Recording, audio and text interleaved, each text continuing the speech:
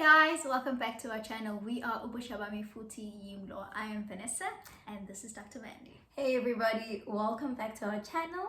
And as per usual, or rather this is the usual that we're going to be doing this year, is we're going to have discussions about the theme of the month and linking them with our sexual and reproductive health rights. So our theme for the month, and I think I've said it, is human rights.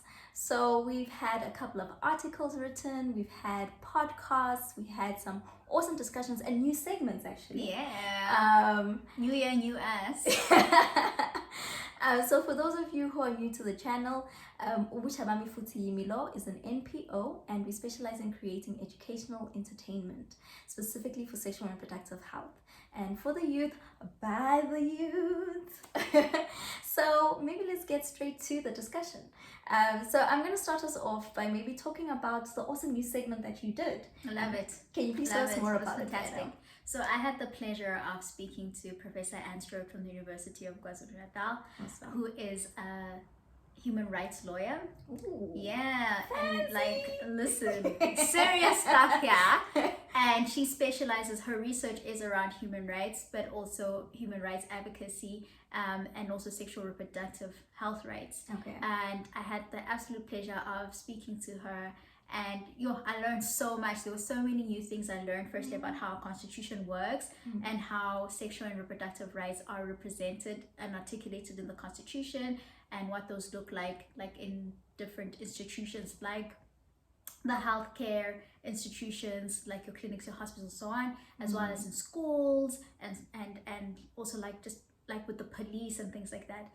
It was so fascinating to see how everything is like a system and everything like works one thing after the other.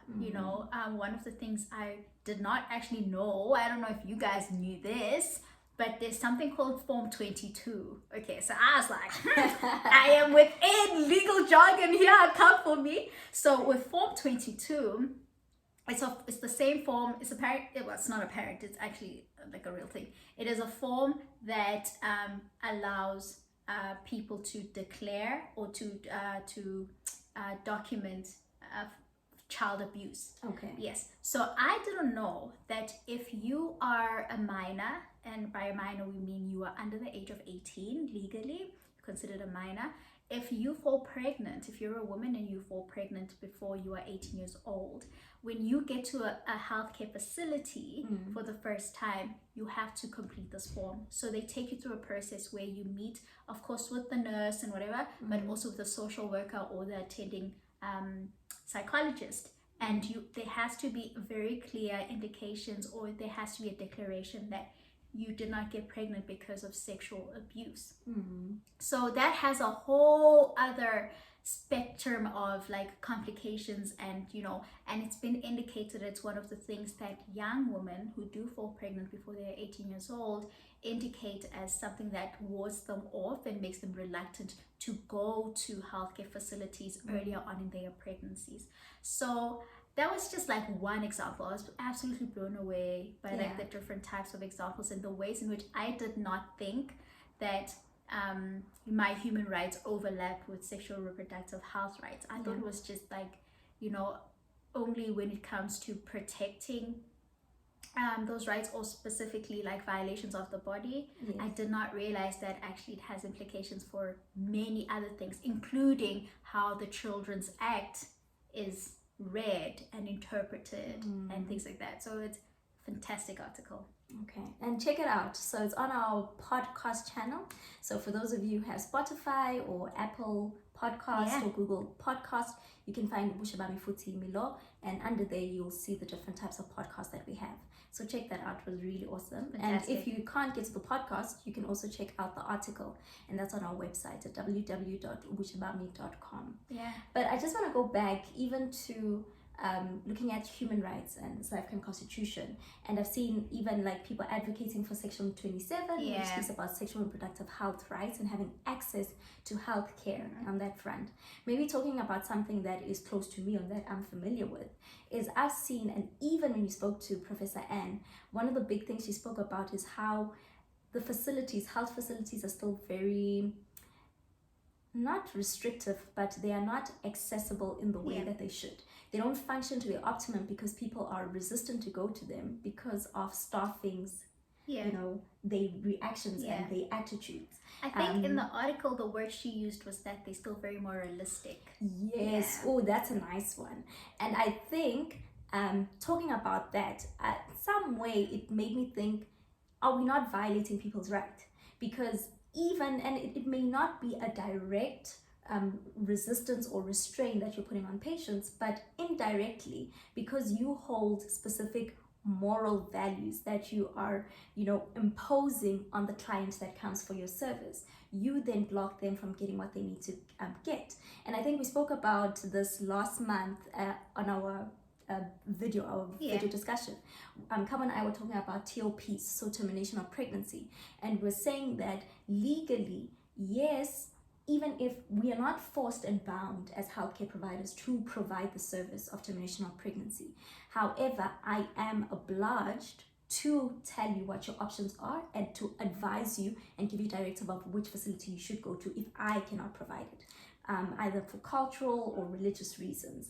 And I think just looking at that is an example of, you know, someone who is still honoring your human rights to have access to certain services, but also not, you know, infringing on their own right to have choice. Yeah. And that's a good way of seeing how the human rights overlap. Yeah. There's a right and there's a responsibility. Absolutely. Yeah. Yeah. So the right is you do have the right to have access to specific healthcare, especially reproductive and health, sexual and reproductive health facilities. Yeah. But we also have the responsibility to understand that not all healthcare workers can facilitate it or are obliged to facilitate certain services if it infringes on the right of choice, for example. Yeah. So that's an interesting thing because that is definitely something that came through in the article in our discussion as well. And I think it's something that we've been thinking about at Ubusha Bami as well, trying to figure out when whose rights take priority, so to speak, right? Yeah. And also what it means to actually have choice and autonomy. Healthcare providers are just as human as a healthcare provider recipient or healthcare service client. Okay? Clients. You know, so I like that model that you give people the option and your responsibility is to give them their options, but the choice is theirs to make. You know, and you as the healthcare provider also make the choice of what services you will provide. You know, and some services, sorry to just jump in, but some services are also a matter of it is their right to have access to them. For example, I don't have the option to say I will not provide contraceptives for you. That is one of the services that I cannot restrain you from. However, termination of pregnancy has a sort of exception. So I think that's also important to say. It's specific services that you may not have access to, either maybe even if the equipment is not available or if the facility cannot assist in terms of consequences that may result in that specific service being rendered. So we must make that distinction because some people have been hindered or have been lied to at healthcare facilities that they're not going to do certain things for them because Sister Smang Mang or Dr. Smang Mang is not there or doesn't want or doesn't, that's not on, it's not a real thing. There's certain, you have that basic right to have access to those things. And if they can't provide it for you, they must advise you on where to go to get that service. Yeah. So on that, I found it very interesting that, did you know? Tell me more. Actually, that the Declaration of something, the human right, with the United Nations, right? Declaration of Human Rights. Okay, girl. That you have the right to the highest possible provision of healthcare that your government or your state or your country, your nation can provide. Okay. So that's a very highest possible. Yes. Oh, that's an interesting and that's an important distinction to make because if you look at certain countries, the level at which they can provide for their citizenry is not the same as another country. Definitely. You know, Yeah. and you have to like so it brings back the conversation to what is with rights come responsibilities. Yeah. So we have a right to the rights that we have by virtue of being a human being, and our basic human rights by virtue of being a human being, but we also have a responsibility to make sure that those rights are upheld, that those that are that have to are necessary to facilitate those rights, or to make them not possible because we have them, but to make sure that they are carried through, Yes. that they are To held hold them accountable Yeah. to provide those rights. And we have also the responsibility to make sure that we access and take advantage of services that are provided or given to us, so that we can maximize on our rights. Yeah. Right. Yeah. And we also have the responsibility to make sure that those rights are not infringed on by others. Yes. So I can't decide that my rights are more important than someone else's rights, Yeah. because we are all equal. Yeah. Right? We are all human beings, and we are all entitled to those human rights by virtue of being human. Yeah. And if we infringe on someone else's rights, we are basically saying they are less human than I am. I think what's interesting in what you've said is I picked up on two things. And one thing that maybe we can say a sentence about is the autonomy. Yeah.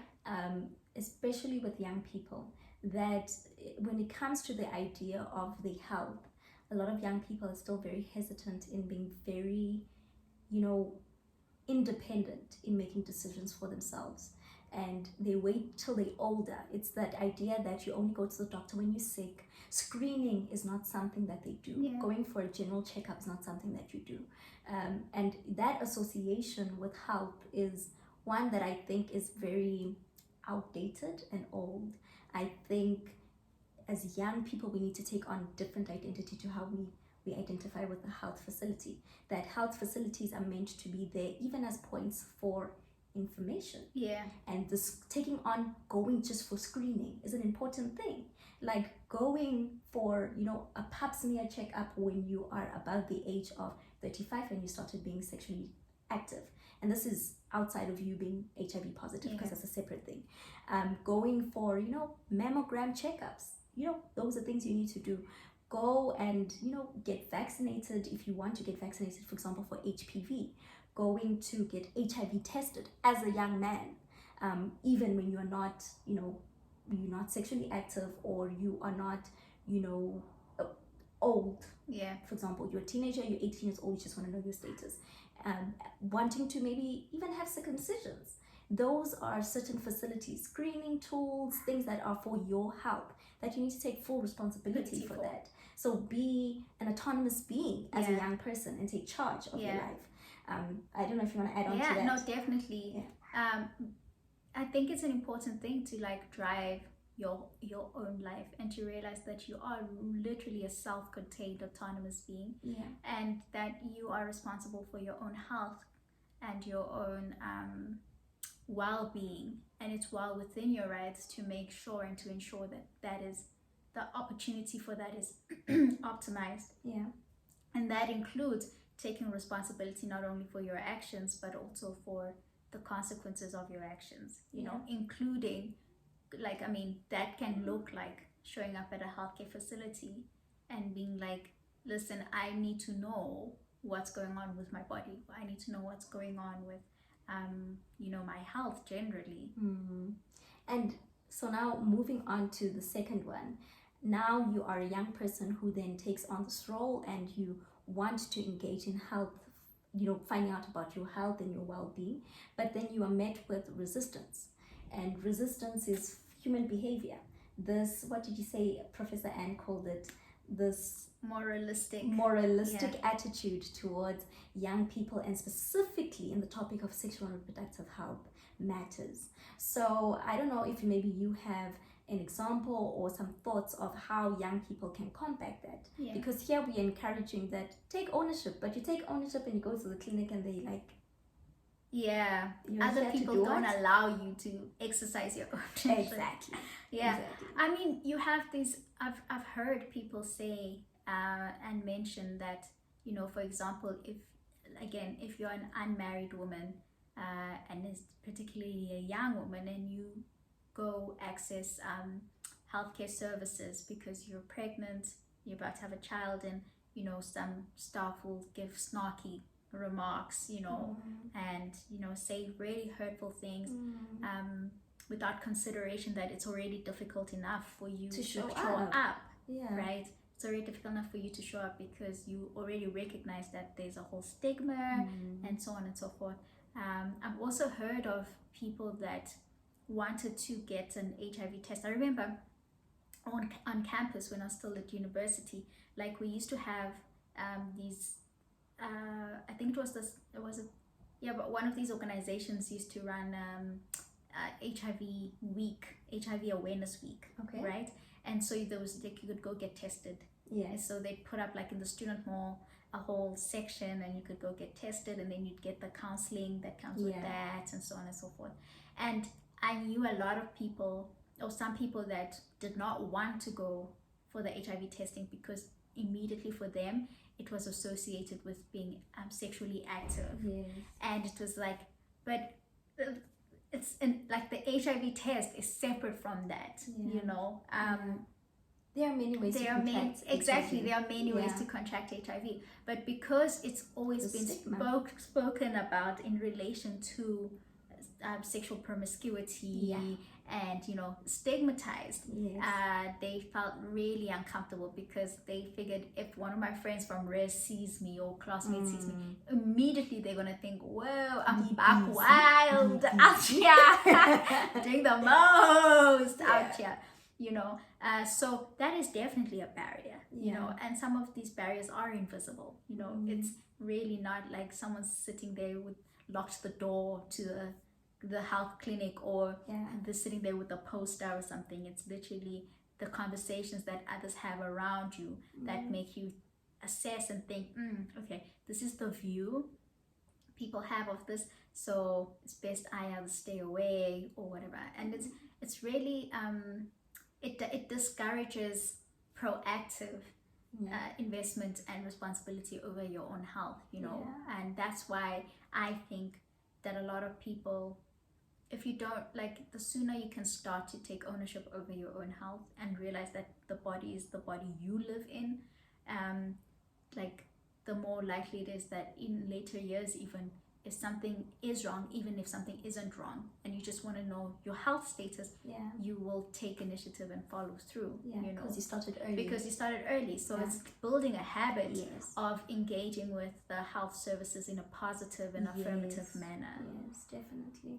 I think one thing that captured me when I was thinking about human rights, especially this month, because we've been hammering on it, is that you cannot preserve what you do not know. 100%. So when it comes to human rights, just the one that you were saying, especially with the Declaration of Human Rights, the universal, declaration that you have the right to the highest possible health care that your country can provide.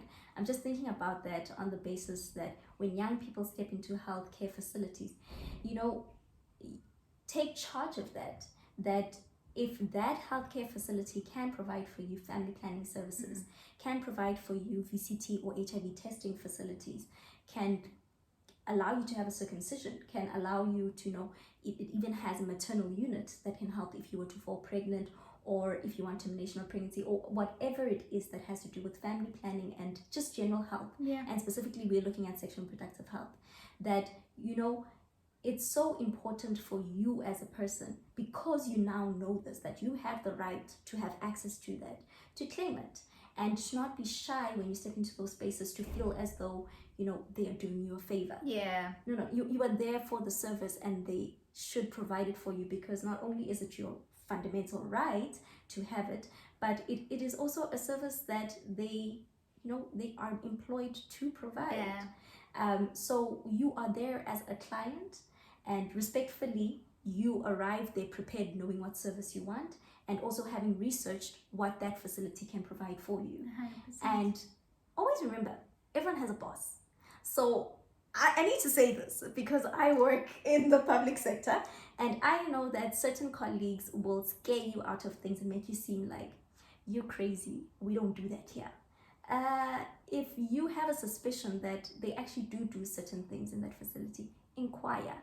you have every right to try and find out what is provided at your facility and at what level can other facilities provide what you need. So there should never be any barrier when you show up at, public health care centers and find yourself not being assisted in what you want specifically, especially with things that are reasonable. Family planning services are widely available at primary healthcare centers. So you shouldn't leave without the contraceptive you need. I know there's always the chat of, "Akunasitoko," or "Hey, aphelile lamaphilisi." Akuphi ke?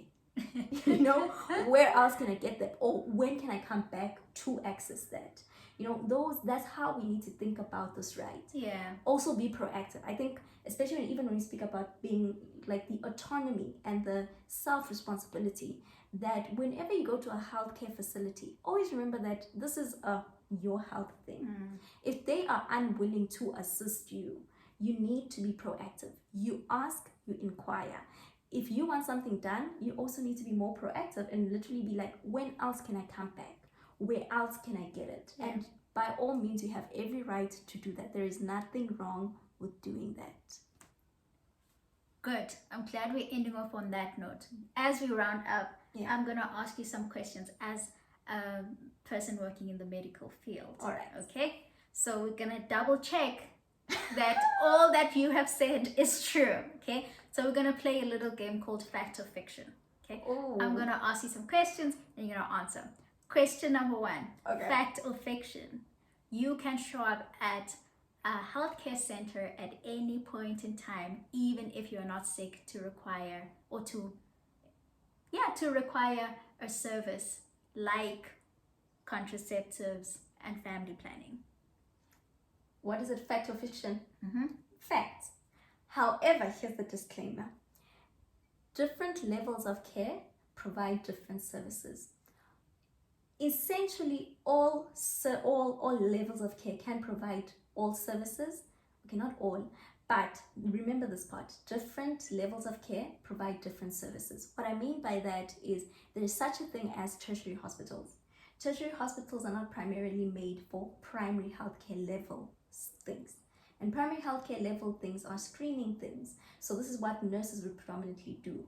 So family planning, all those things, primary healthcare level. Tertiary level, surgeries, seeing specialists, etc., etc. So when you go to a tertiary facility and you're like, I'm here for a contraceptive, wrong place. Okay.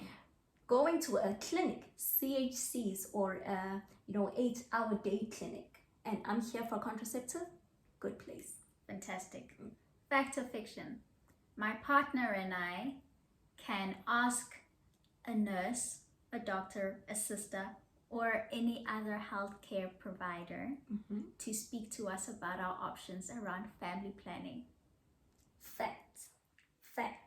And if that healthcare provider feels uncomfortable or unequipped or is not familiar with the latest guidelines in terms of family planning, then they are also, I think, by oath, responsible to then further facilitate or rather refer you to somebody else who can. Fantastic. Fact or fiction? There is somewhere I can report a healthcare provider who has treated me unfairly. Fact. Absolute fact. Sorry to oust you, my fellow colleagues, but facts. You can. Usually most hospitals have complaint boxes, or you can also look for maybe the operational manager or matrons of hospitals and request to them to say you have a formal complaint about a specific department. So usually each department has a matron or an operational manager that is assigned to them. They usually nursing staff, and they can assist and take on the complaint and mediate and find out what was the issue, etc. So sometimes there's complaint boxes, sometimes you must just find a personnel to assist you. And that's our round of fact and fiction. Awesome. I liked that. That was cute. I was nervous. But anyways, thank you so much for taking this time. If you've gotten this far, that means you've listened to the entire thing. We're so proud of you. But above all, we hope you learned a lot, and stay tuned for more of these discussions. I think today we did a mighty job just reminding each other of fundamental human rights and how important it is to uphold those. Keep remembering you have both a right and responsibility, and that goes in two ways. Even with these facilities that you engage with, they also have a right and a responsibility, and you as an individual has a right and a responsibility. Any parting ways you want to give to everybody? Thanks for joining us. Please remember to check out our social media as well as our article series and podcasts. We have everything up on our website, which is ubushabami.com. You can find us on the Internet of Things, and feel free to engage with us in our comment section as well as in our on our social media feeds. Actually, send us a tweet. Definitely. Send us a say hey, what's up on our TikTok or whatever. Yeah. Okay, That's it. Thank you. Bye.